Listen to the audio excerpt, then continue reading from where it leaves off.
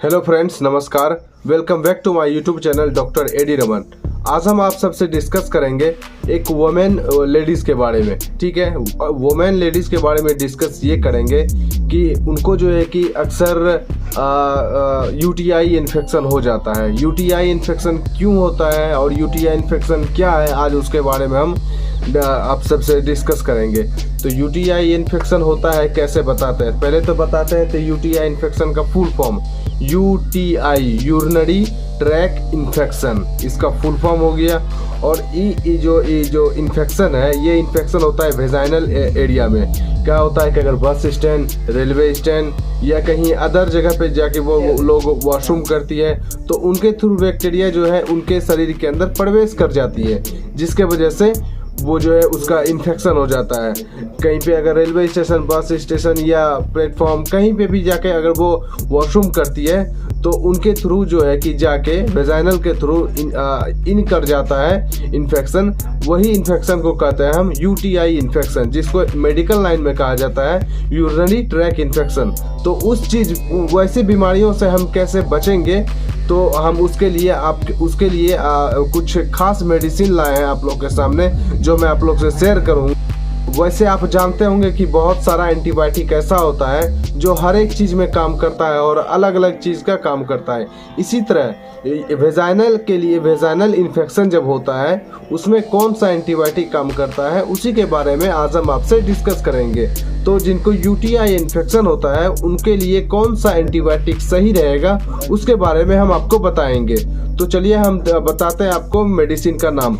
हमारे पास है आज अमीकासिन, जो कि 500 mg का है। ये हुआ अमीकासिन, ये आपको मार्केट में आसानी से मिल जाएगी।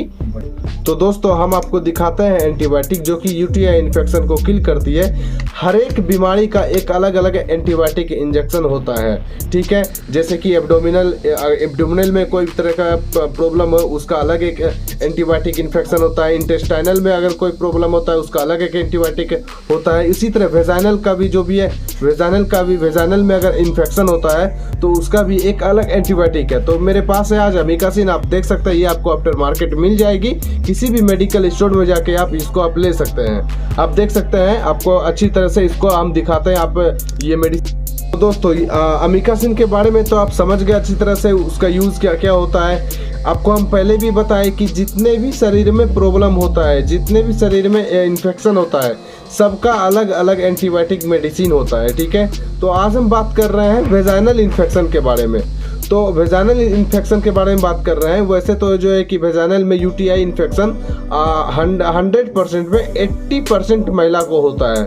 तो उनके लिए हम मेडिसिन की बात कर रहे हैं। देखिए आपको हम दिखा सकते हैं कि ये अमीकासिन दिखाई दी, इसके बारे में आप जान ही गए।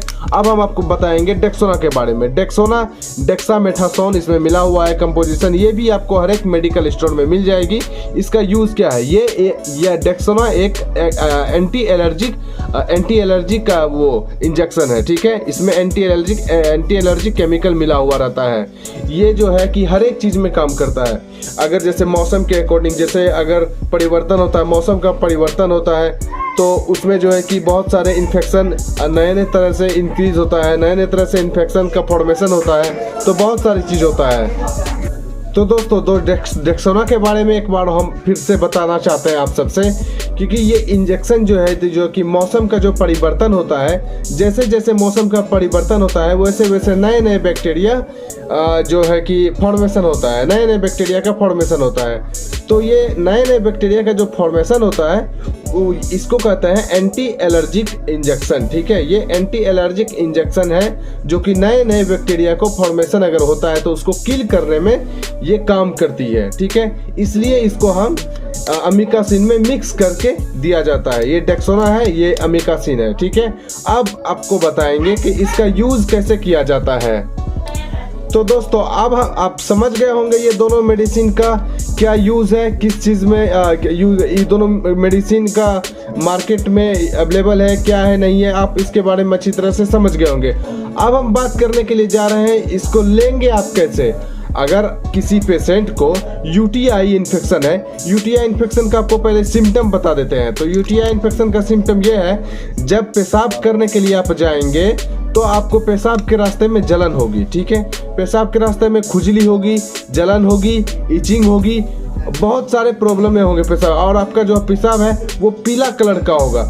और ऐसे आप लोग तो जानते हैं कि पानी कम पीने से भी पेशाब पीला होता है, लेकिन अगर आपके अंदर यूटीआई इन्फेक्शन है, यूरिनरी ट्रैक इन्फेक्शन आपके अंदर है, तो भी पीला पेशाब होने का चांस रहता है। तो चलिए दोस्तों, अब हम जानते हैं इसका यूज कैसे करेंगे, ठीक है। ये इंजेक्शन 2 ml में आता है, अमीकासिन, ठीक है। अब बताते हैं इसका यूज हम आपको। तो सबसे पहले दोस्तों, अभी तो ये जो है कि सील्ड है, सील्ड इसका अभी हम तोड़ेंगे नहीं, आपको ऐसे ही हम समझाने की कोशिश करते हैं।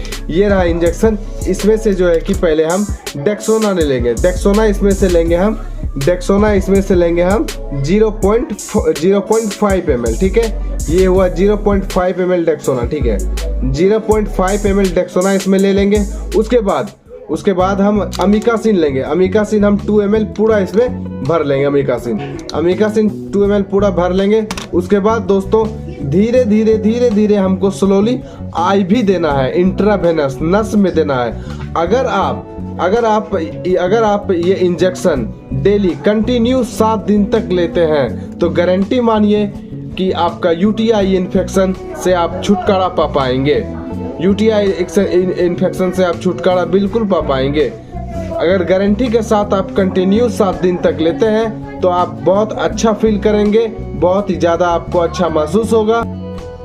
दोस्तों एक और बात आपसे हम कहना चाहेंगे कि ये जो इंजेक्शन है, अगर किसी भी लड़की को या किसी भी वोमेन को लिकोरिया गिर रही है, लिकोरिया की प्रॉब्लम है, ठीक है, तो अगर जिसको लिकोरिया गिर भी रही है, लिकोरिया की प्रॉब्लम है, या लिकोरिया गिरने वाली है, या थोड़ा गिर रही है, या अभी गिरना स्टार्ट हुई है, ठीक है, तो वैसे पेशेंट भी ये इंजेक्शन का यूज कर सकते हैं, डेक्सोना विथ अमीकासिन।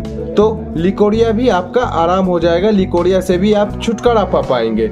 दोस्तों हमारा वीडियो अच्छा लगा तो सब्सक्राइब कीजिएगा, लाइक कीजिएगा, ढेर सारा प्यार दीजिएगा।